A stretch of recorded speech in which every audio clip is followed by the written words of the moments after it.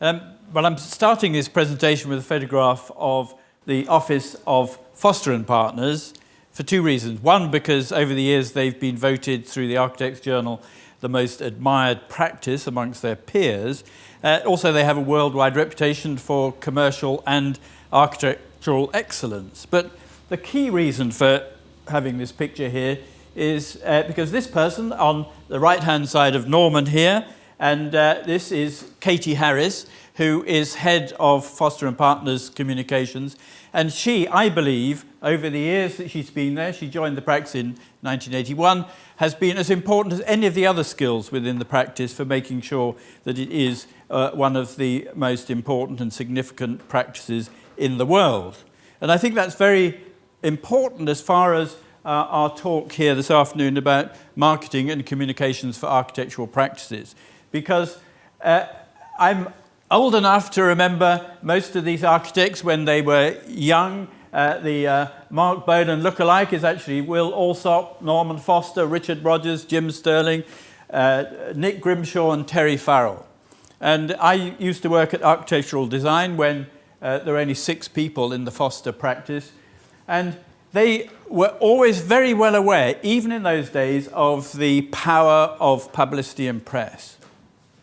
You could make sure that when they brought us a building to publish, they had a well-written press release, they had good drawings, and they had excellent photographs. They knew the impact of getting their name out there in the wider world. And so now, 40 or so years later, you can see the effect it has had. You've got 2 lords, 3 knights, all very successful architects who have created a global reputation for themselves. And a lot of that driven by their ability to understand how to get their message out to the wider world. And a lot of this happened before there were key changes in the way that architects promote themselves. In 1977, the RIBA changed the code of practice so that architects could actually do some sort of promotion. Before this, they weren't even allowed to send out a brochure to somebody unless they were asked to send it to them. You couldn't do things like you can do today in terms of marketing. What we would call marketing today was often called touting in those days. So everyone thought it was a bit below the line.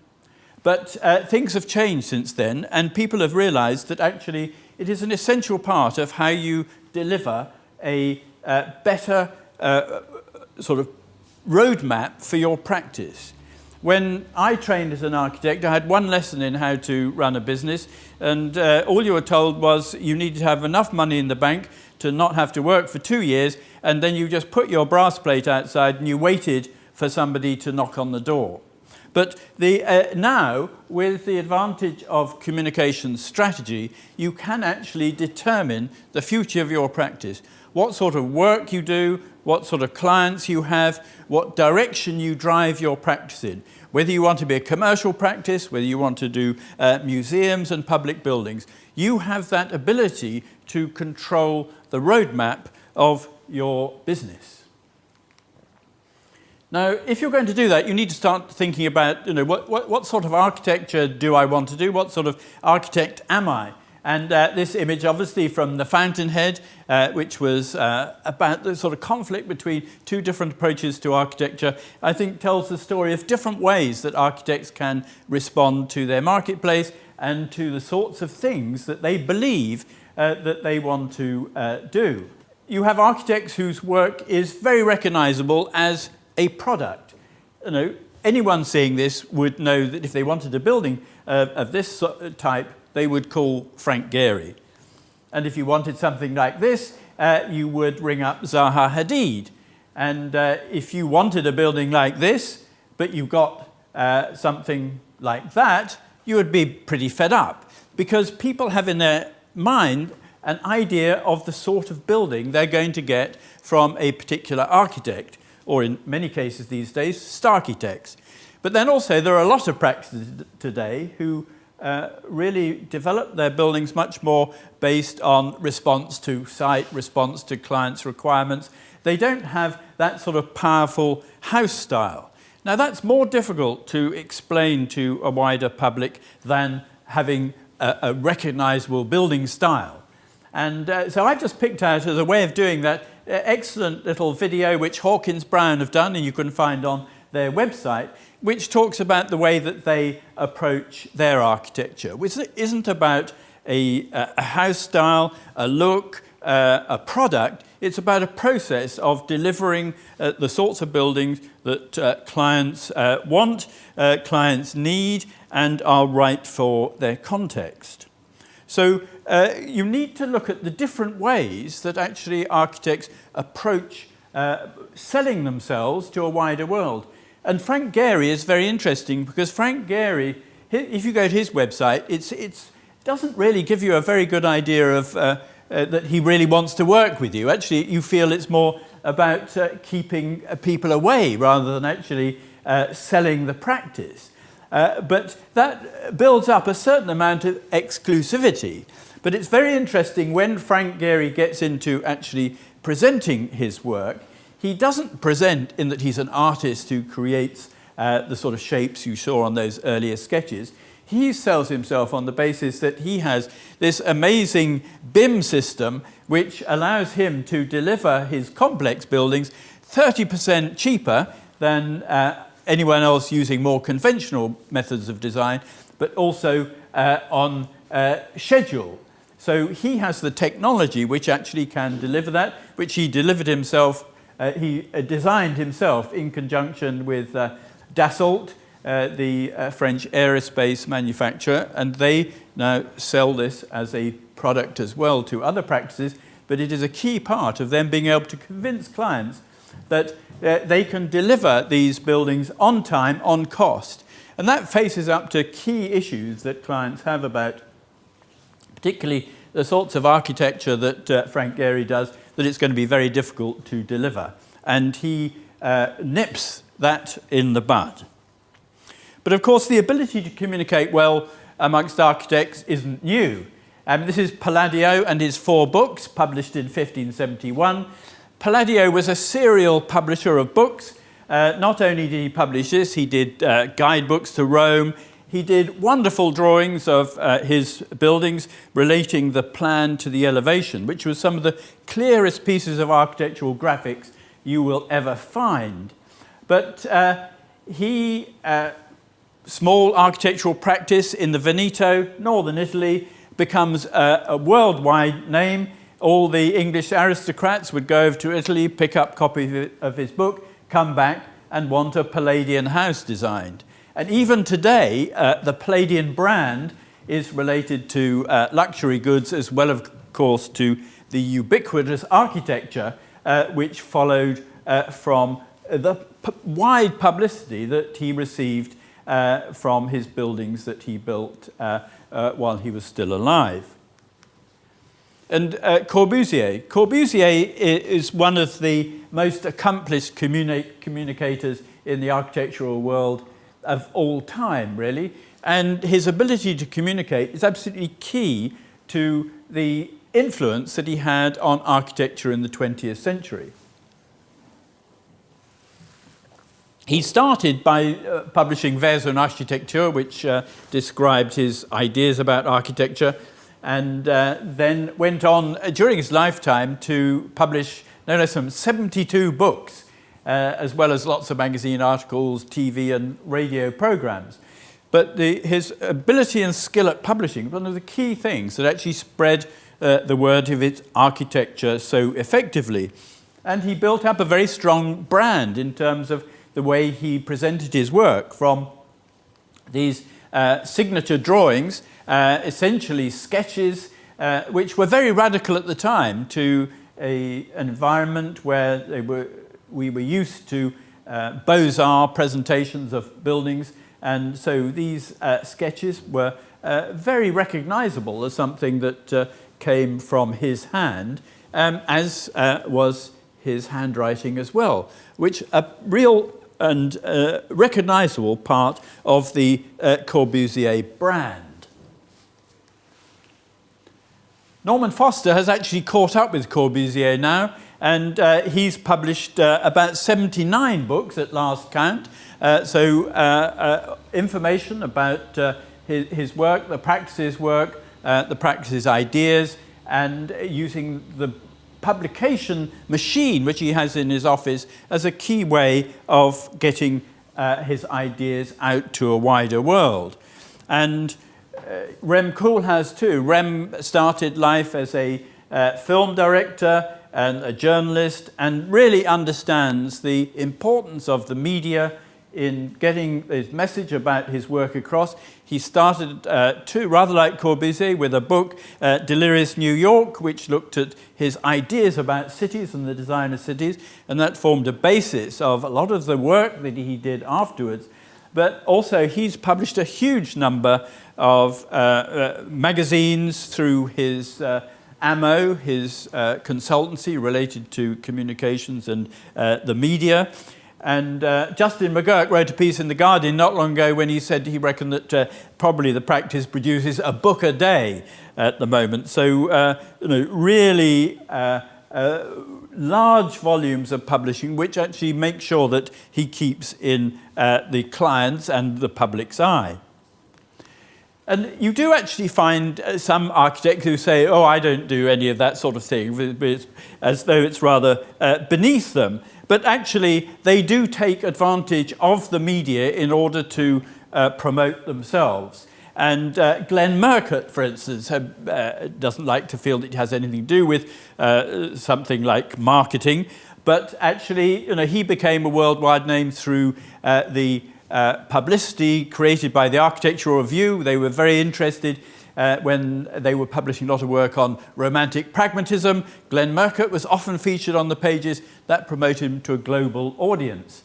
And Herzog and de Meuron, they only had their first website a few years ago, but I can remember when they first had an exhibition in the 9H Gallery in Marylebone. Ricky Burdett exhibited it there, and it was the exhibition of this one simple building, their signal box, which they'd designed in Basel. That was on show there, and that then led to them being put on the selection group for the Tate Modern, and from getting the job at the Tate Modern, they then actually went on to work around the world. But it was the 9H Gallery and the publicity related to that that actually first got them noticed outside Switzerland.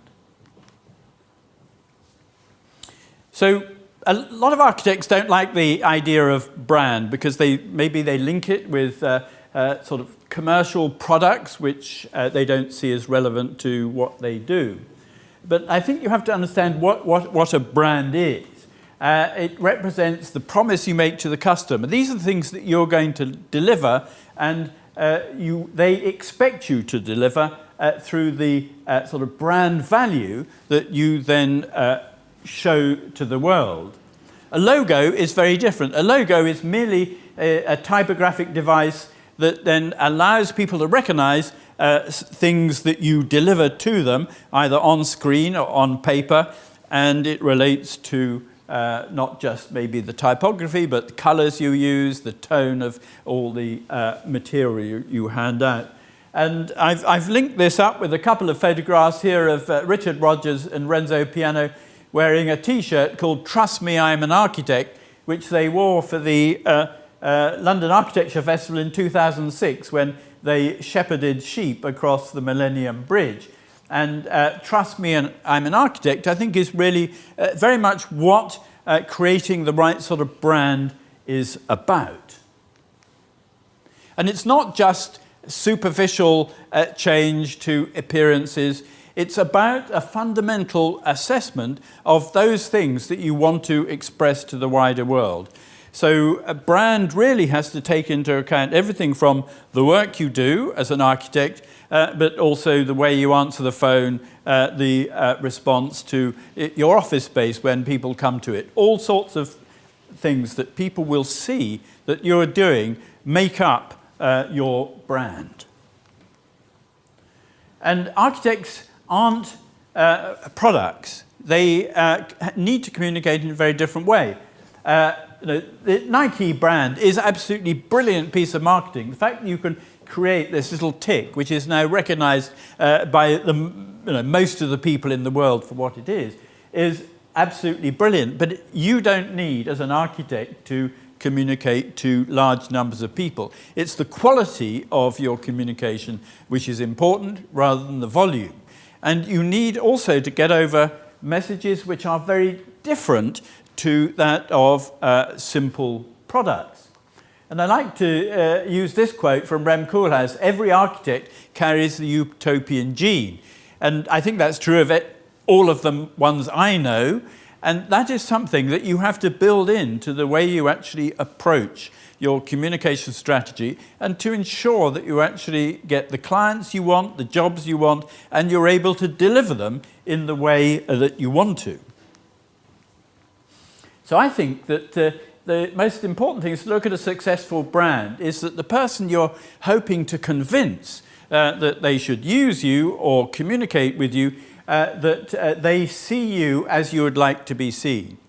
So if you want to be seen as somebody who is big in the commercial market, then that's the brand you need to respond to. If you want to be a general practitioner, that's the brand you need to communicate. If you want to design museums or specialist buildings, hotels, hospitals, all these things you can do by ensuring that you have brand values that are aligned with those marketplaces.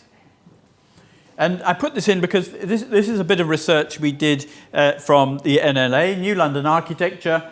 And so this is really to show I put my money where my mouth is that we got a consultancy to look at what we did, and they got all the people who responded to questionnaires to fed their responses into the word cloud, which then gives a very accurate response, I think, of how people perceive you and what you do. And actually, when I look at this is precisely the way that I would like NLA to be perceived. And so that I think we're getting our branding right, just except that right in the middle, there is crappy. So who put that in? I don't know. But apart from that, everything is absolutely as I think it should be. So we are actually being perceived by our marketplace as we would want to be perceived. So you've got an idea of the brand, you've got an idea of the sort of architecture you want to do, what sort of market you're going for. How do you communicate with them? First thing that architects need to learn to use, much better than they do at the moment, is words. Now, I just pick out this little example I found a few years ago on the website, written by John King, who writes for the San Francisco Chronicle. This, he was writing about an architectural competition exhibition, and he wrote these few words, which I think are, you find this sort of writing happening so much. He takes out this quote. He said, "The boards are jammed with data and diagrams, along with eye-glazing examples of what critic Robert Campbell once called archi-speak, such as envelope A+D's explanation that program clusters create a mutable space in between fostering interconnections and exchange." Now, I'm sure that's a sort of writing that a lot of architects will recognize. And obviously, within the profession, there's a shorthand you often use to communicate with your peers. But actually, what you're talking about is communicating with the outside world. And you need to use language which ordinary people can understand. So, first of all, first rule is do not use archi-speak. And it's absolutely key that if you're writing anything, or indeed when you're speaking, that you put your place in the person you're wanting to communicate with. They probably don't understand, in many cases, the sort of shorthand that you will use as an architect when you're working with your peers. You need to actually think, how will they understand those things that I want to say, and how do I phrase my language in order to make sure they do? So if you get the words right, key element is pictures. Pictures are absolutely key to architecture. It's pretty obvious, I think. One needs to remember, and I say this particularly to smaller practices.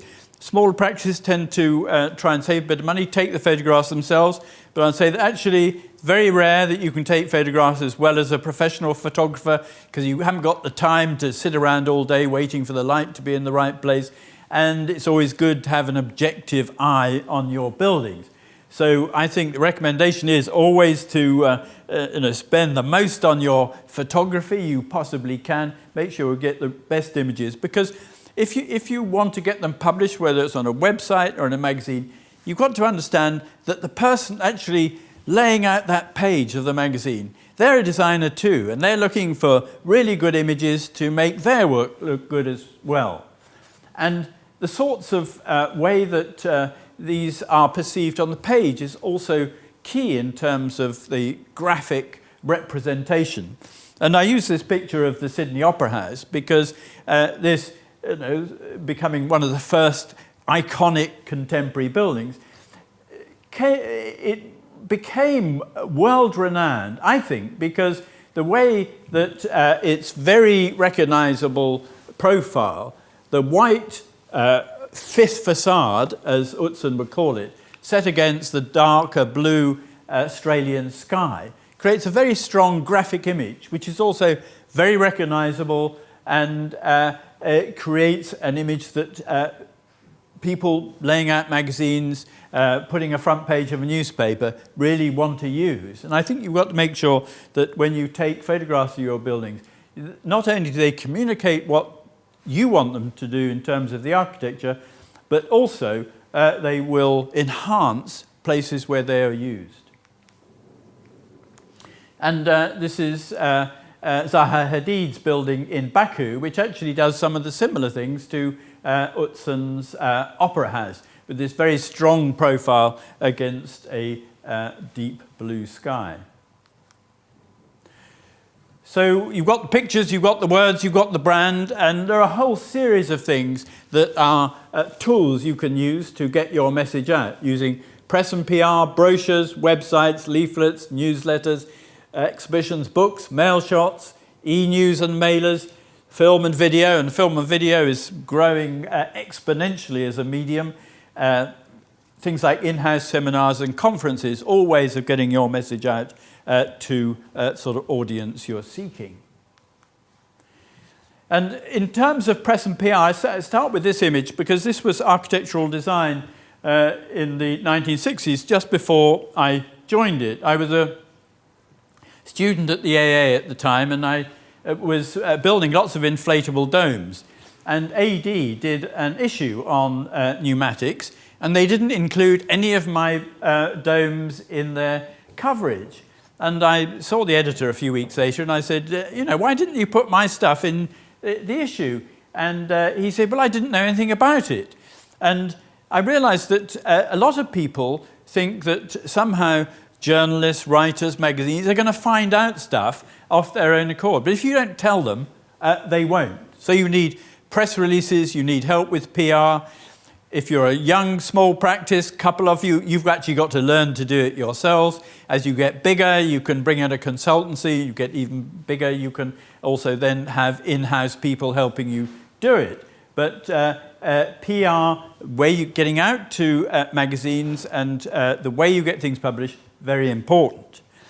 And this, of course, was a physical magazine, and there still are physical magazines around, and they're very important, and everyone likes to have them.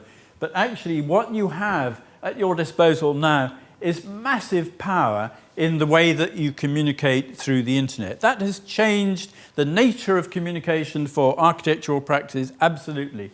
Because not only can you get the coverage of stories that people read it, you can link it up to all sorts of other social media. You obviously then start getting being seen in, people are searching in Google, it comes up, and also you are able to communicate around the world. WorldArchitectureNews.com is as widely read in Shanghai as it is in London. And something like Dezeen is a phenomenon, really. They get something like 2 million individual visits every month. 10 million pages are looked at each month. And if you have something on the front page of Dezeen, it can go viral, and it becomes absolutely huge. And this is relatively new in terms of the circulation for architectural ideas and architectural projects. If you look back to maybe 10, 15 years ago, international magazines, something like Architectural Design or Architectural Review, would have a circulation of maybe around 20,000 copies per month. Now here you can go to 2 million. It's an amazing difference, and it is also global. And then, of course, you can link all that up to various social media. This is Twitter, of course, which I find easy to use.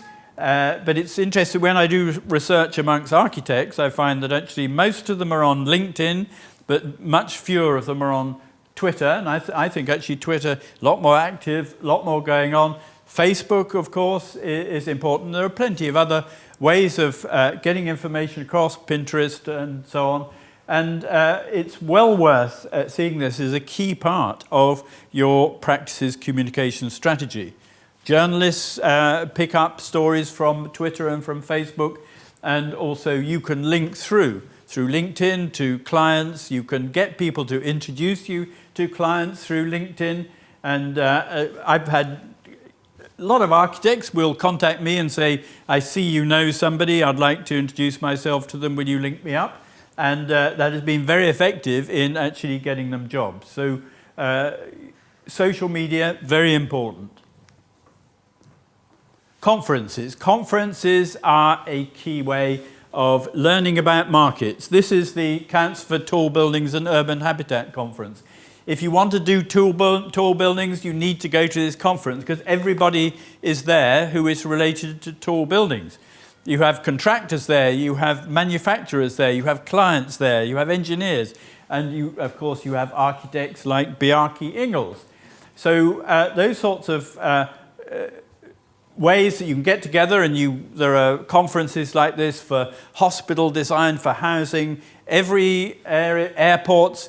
You go to there, you actually find out huge amounts about the marketplace, but also the people you need to communicate with are in the audience there, or indeed on the platform.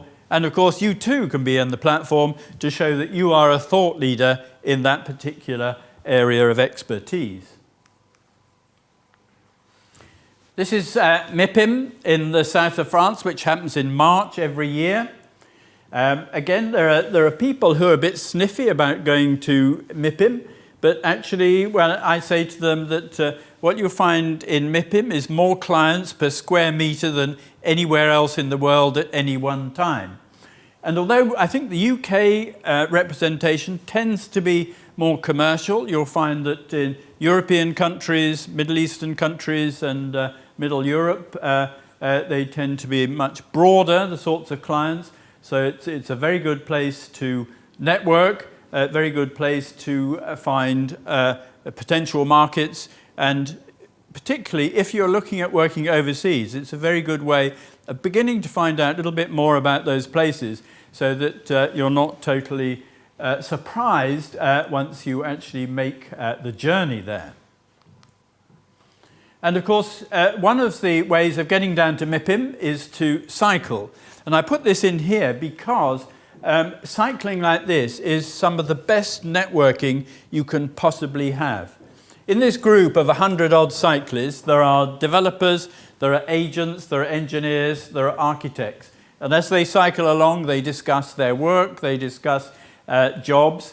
And I put this in because this is from Moreau and Lorraine.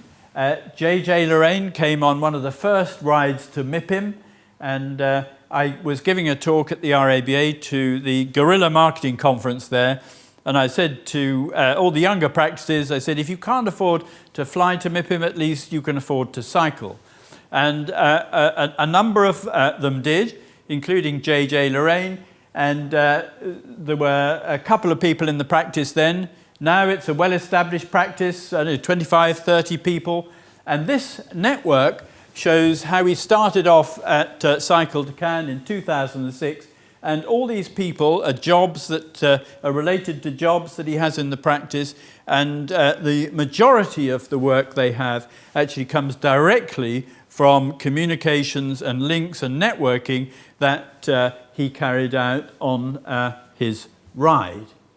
So very important, very specific way of networking, and as I always say, cycling is the new golf. And even NLA is a very good place to network together with other members of the sort of built environment team involved in development in London, from property owners to agents to others involved in projects, because there is a cross-section of all those involved in delivering change in the capital. The London Festival of Architecture, another way of actually getting together with different groups of people, networking. Open Studios, which is organised by RIBA, is a fantastic way of getting people in to see your work and what you do. So to sum up, I would say that PR and publicity and getting your message out there has proven power. I can look at people throughout my career who have understood the power of publicity and used that to drive and grow their practice. Brand is not a dirty word. It's something you need to understand, because everyone has a brand, actually. You may not think about it, but and it may be a bad one, but you have one, and make sure it's a good one. Watch the language you use. Don't use archy-speak, but always use great image and spend as much on photography as you can possibly afford.